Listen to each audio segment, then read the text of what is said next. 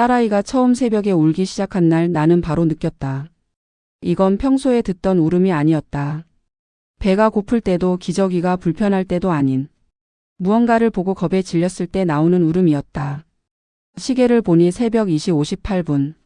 아이는 침대에 누운 채 눈을 크게 뜨고 있었다. 눈물은 흘리는데 시선은 흔들리지 않았다.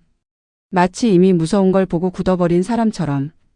괜찮아, 아빠 여기 있어. 나는 그렇게 말하며 아이를 안아 올렸지만 딸은 내 품에 안기자마자 몸을 비틀며 울음을 더 키웠다. 안정감을 느끼는 게 아니라 빨리 그 자리에서 벗어나고 싶어 하는 듯 했다. 그날이 우연이 아니란 걸 깨닫는 데는 오래 걸리지 않았다. 다음 날도 그 다음 날도 딸은 정확히 같은 시간에 울었다. 새벽 2시 58분. 알람처럼 정확했다. 나는 일부러 시계를 보지 않으려 했지만 울음이 시작되면 몸이 먼저 반응했다. 심장이 쿵 내려앉고 또 그 시간이구나 하는 생각이 들었다. 이상한 건 아이가 울기 전 항상 집안이 이상할 정도로 조용해진다는 것이었다. 냉장고 소리도 벽시계 초침 소리도 마치 누군가 전부 꺼버린 것처럼 멈춰 있었다. 아이는 울면서 나를 붙잡았다. 그 작은 손이 내 옷을 움켜쥐는 힘이 생각보다 너무 강했다. 마치 떨어지면 안 되는 무언가를 붙잡는 사람처럼. 등을 두드려도 흔들어도 심지어 집안을 한 바퀴 돌아도 울음은 멈추지 않았다. 오히려 아이는 계속 고개를 한쪽으로 돌리려 했다. 내가 그 방향을 가로막으면 딸은 더 크게 울었다. 그쪽을 꼭 봐야 한다는 것처럼. 며칠이 지나고 나서야 나는 확실히 알게 됐다. 딸은 항상 같은 곳을 보고 있었다. 침대 옆벽 그리고 천장이 만나는 모서리. 아무것도 없는 정말 아무것도 없는 공간. 그런데 아이는 그곳을 보며 울었고 울음 사이사이에 숨을 멈추듯 멎었다가 다시 터뜨렸다. 나는 손전등으로 그곳을 비췄다. 벽지 작은 얼룩 미세한 금. 그뿐이었다. 그런데 이상하게도 손전등 불빛을 끄자마자 아이의 울음이 더 커졌다. 마치 불빛 때문에 무언가가 가려졌던 것처럼. 혹시 저 집에 우리 말고 다른 사람이 있었던 건 아닐까? 아내의 말에 나는 웃으려고 했다. 하지만 웃음은 나오지 않았다. 이 집으로 이사 온 지 6개월. 새 집은 아니었지만 그렇다고 오래된 집도 아니었다. 그런데 아내는 계속 불안해했다. 아이들이 괜히 허공 보는 거 아니래. 그 말이 머릿속에서 계속 맴돌았다. 어느 날 밤 딸은 울다가 갑자기 조용해졌다. 너무 갑작스러워서 오히려 더 불안했다. 아이를 내려다보는데 딸이 웃고 있었다. 해맑은 아기 웃음이 아니었다. 소리도 거의 나지 않는 누군가와 눈을 마주친 사람처럼 조심스러운 웃음. 그 웃음을 보는 순간 등골이 서늘해졌다. 왜인지 모르게. 웃지 말라는 말이 목 끝까지 차올랐다. 딸은 웃으며 손을 들었다. 그리고 천천히 아주 천천히 허공을 더듬듯 손을 움직였다. 마치 누군가의 얼굴을 만지는 것처럼. 아내는 그 장면을 보고 그 자리에서 울음을 터뜨렸다.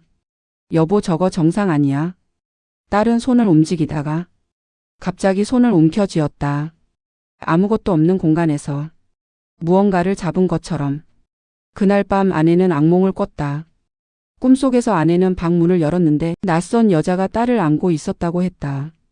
여자는 얼굴이 잘 보이지 않았고 머리카락이 길게 늘어져 있었다. 그리고 여자는 계속 같은 말을 했다고 했다. 이 아이는 여기서 태어났어. 여기 있어야 해. 아내는 그 말을 하며 몸을 떨었다. 그 여자가 아이를 너무 꼭 안고 있었어. 나는 더 이상 그냥 넘길 수 없었다. 혹시 우리가 뭔가를 놓치고 있는 건 아닐까? 아니면 보지 않으려 했던 걸 외면하고 있는 건 아닐까? 그래서 CCTV를 설치했다. 거실 하나, 안방 하나, 그리고 딸 침대를 내려다보는 각도로 하나. 설치하면서도 손이 떨렸다. 괜히 보면 안 될 걸 보게 되는 건 아닐까? 수없이 고민했다. 하지만 그보다 더 무서운 건 아무것도 모른 채 계속 이 밤을 맞이하는 것이었다. CCTV 설치 첫날 밤. 딸은 울었지만 화면 속에는 아무 이상도 없었다. 아이 혼자 울고 있었고 벽도 천장도 평소와 다를 바 없었다. 나는 안도의 한숨을 쉬었다. 역시 우리가 예민했나 봐. 그런데 이상하게도 그날 밤은 딸이 울면서도 한 번도 그 모서리를 보지 않았다. 마치 누군가가 보지 말라고 알려준 것처럼. CCTV를 설치한 지 이틀째 밤이었다. 새벽 2시 57분. 나는 이미 잠들 수 없었다. 휴대폰 화면을 켜고 CCTV 앱을 열어둔 채 침대에 누워 있었다.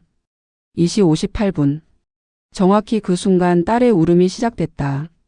그리고 동시에 화면이 미세하게 흔들렸다. 고장인가 싶을 정도로 아주 짧은 흔들림. 그 다음 화면이 멈췄다. 정지된 화면 속 딸은 울고 있는 표정 그대로 멈춰 있었고 시간 표시만 계속 흘러가고 있었다. 설마. 내가 중얼거리는 사이 화면은 다시 재생됐다. 화면이 돌아왔을 때 딸은 울고 있지 않았다.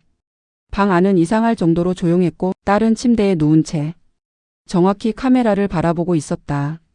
아기들이 우연히 카메라를 보는 경우는 많다. 하지만 그 시선은 달랐다. 초점이 또렷했고 마치 카메라 뒤에 있는 나를 보는 것처럼 느껴졌다. 그 순간 딸의 눈동자가 천천히 움직였다. 카메라를 지나 그 뒤쪽 침대 위 벽과 천장이 만나는 모서리로 딸의 고개가 아주 느리게 돌아갔다. 마치 누군가가 거기 바라고 속삭인 것처럼. 그리고 아이는 울기 시작했다. 하지만 이전과 달랐다. 숨이 막히듯 끊어지는 울음.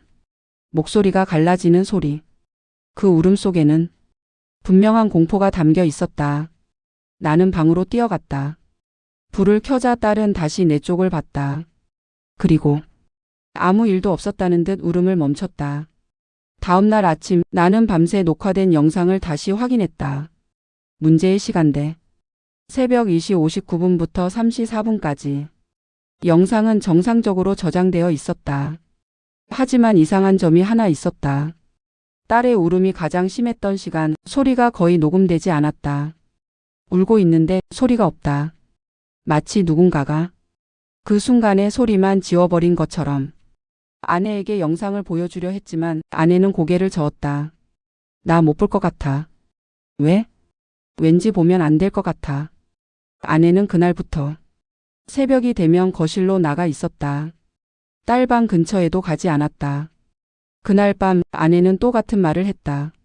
그 여자가 점점 가까워져. 그날 밤 나는 일부러 방에 들어가지 않았다. CCTV로만 지켜보기로 했다. 새벽 2시 58분. 딸은 울기 시작했다. 그런데 이번엔 이상하게도 딸의 시선이 카메라와 정확히 일직선이었다. 그리고 딸의 눈이 갑자기 카메라 바로 아래를 내려다봤다. 마치 카메라에 찍히지 않는 무언가가 그 아래에 서 있는 것처럼. 나는 화면을 확대했다. 그때 딸의 입이 움직였다. 울음과는 다른 움직임. 소리는 나지 않았지만 분명히 말을 하고 있었다. 입 모양은 느렸고 또렷했다. 엄마. 그 순간 내 손에서 휴대폰이 떨어졌다. 그날 이후 딸은 낮에도 이상해졌다. 혼자 놀다가 갑자기 멈춰 서서 누군가를 올려다보며 웃었다. 장난감을 들고 허공에 건네주듯 내밀기도 했다. 그리고 가끔 아무 이유 없이 방 한가운데서 갑자기 울음을 터뜨렸다.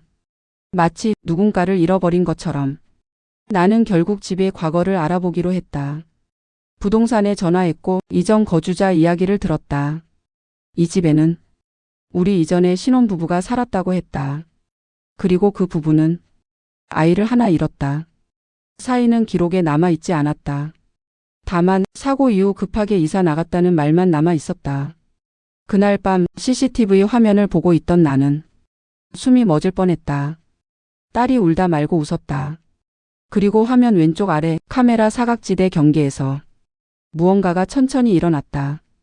처음엔 그림자인 줄 알았다. 하지만 그림자치고는 너무 선명했다. 사람처럼 보였고 아이 쪽으로 고개를 숙이고 있었다. 그리고 그 순간 딸이 아주 작게 말했다. 왔어. 왔어.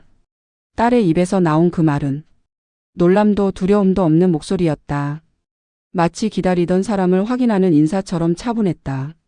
CCTV 화면 속 카메라 사각지대에 걸쳐 있던 형체가 이번엔 분명히 한 발짝 앞으로 나왔다. 어둠 속에서 윤곽이 또렷해졌다. 사람의 어깨선, 고개, 그리고 길게 늘어진 머리카락. 그 여자는 아이에게 아주 가까이 서 있었다. 너무 가까워서 숨결이 닿을 거리였다. 그런데도 딸은 울지 않았다. 아니, 지금까지 본 그 어떤 순간보다 편안한 얼굴이었다. 그 장면을 보는 순간 내가 느낀 감정은 공포가 아니었다. 질투였다. 그날 이후 딸은 새벽에 울지 않았다. 새벽 2시 58분. 나는 자동으로 눈을 떴다. 심장은 여전히 빠르게 뛰었지만 집 안은 조용했다.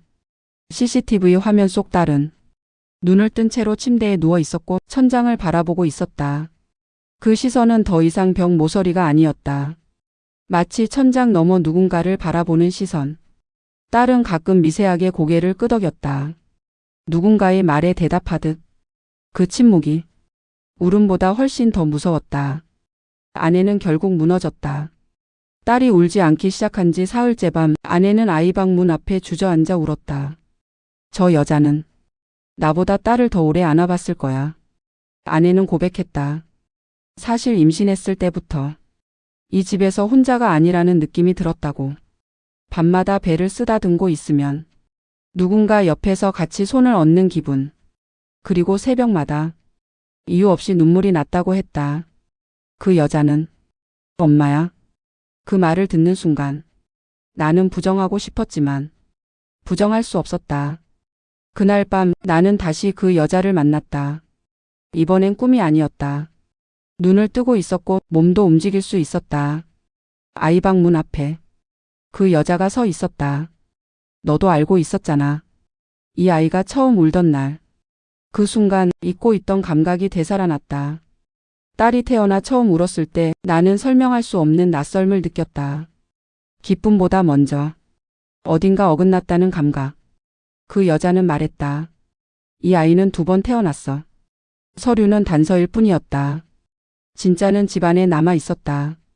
아이방 벽지를 떼어내자 여러 겹이 벽지 아래 작은 연필 글씨가 남아 있었다. 오늘도 새벽 3시. 아이가 또 울었다. 이 아이를 혼자 두면 안 된다. 글씨는 점점 흐트러져 있었고 마지막 문장은 종이를 찢듯 급하게 적혀 있었다. 이 아이는 절대 혼자가 되면 안 된다. 딸은 점점 더 많은 말을 했다. 가르쳐 주지 않은 말, 알 수 없는 기억. 아줌마는 밤에만 와. 낮에는 못 봐. 아줌마도 나처럼 새벽에 울었대.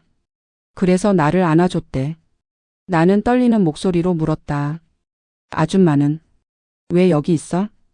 딸은 잠시 생각하더니 말했다. 집에 남았대. 아기 두고 가면 안 된대. 그 말은 아이의 말이라기엔 너무 명확했다. 그날 밤 CCTV 화면 속에서 그 여자는 처음으로 우리를 향해 말했다. 돌려달라는 게 아니야. 그 여자는 딸을 안지 않았다. 그저 옆에 앉아 아이를 바라보고 있었다. 이 아이는 내 아이야. 하지만 이 집에서 울던 시간만큼은 내 아이였어. 딸은 그 말을 듣고 내 쪽을 바라봤다. 그리고 울었다. 이번엔 나를 부르는 울음이었다. 우리는 집을 떠나기로 했다. 짐을 싸고 아이를 안고 집을 나섰다. 하지만 집을 벗어나자마자 딸은 숨 넘어가듯 울기 시작했다. 어디를 가도 울음은 멈추지 않았다. 병원에서도 친정에서도. 그리고 다시 집으로 돌아오는 순간 딸은 거짓말처럼 울음을 멈췄다. 그날 밤 딸은 처음으로 말했다. 아줌마, 가지마. 새벽 3시 아이방에 나 혼자 남았다. 그 여자는 천천히 나타났다. 그 얼굴엔 원망도 분노도 없었다. 내 아이는 이미 갔어. 그래도 울음은 남았어. 그 여자는 나를 보며 말했다. 이 아이가 울 때마다 난 여기에 있을 거야.